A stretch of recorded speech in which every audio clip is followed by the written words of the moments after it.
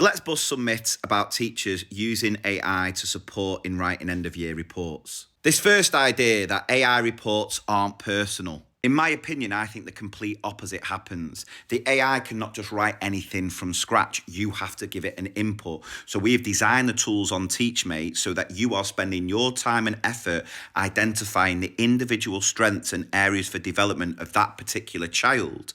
Those ideas then go into the input for the AI, who then just does the time-consuming task of turning those ideas into a coherent paragraph. The next myth, the AI does all of the writing. Well, we have said from day one of launching TeachMate that we have always, as teachers, got to use our professional judgment in evaluating what the AI creates.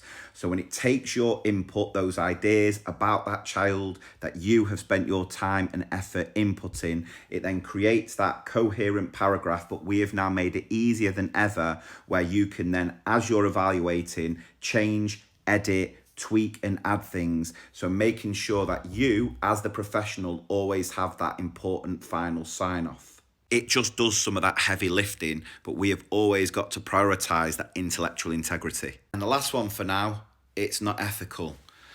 Do we have to play this teacher martyr card over and over again? Teachers work on average over 57 hours a week. The TUC published some research looking at the average number of hours of unpaid overtime worked across all professions. Across all professions, it's around about 4.4 hours a week. But when you look at just teaching, that jumps up to 26.3 hours a week of unpaid overtime, which equates to about £15,000 a year. We've got a massive retention crisis on our hands, bigger than ever before, where you've literally got thousands upon thousands of teachers leaving the profession year on year, citing workload as the main reason. I think there's something out there that can help teachers save themselves a little bit of time with all this admin we're expected to do, that allows us to focus then on the most important aspect of our job, which is the teaching, or invest time in the most important resource in the classroom, which is us as teachers.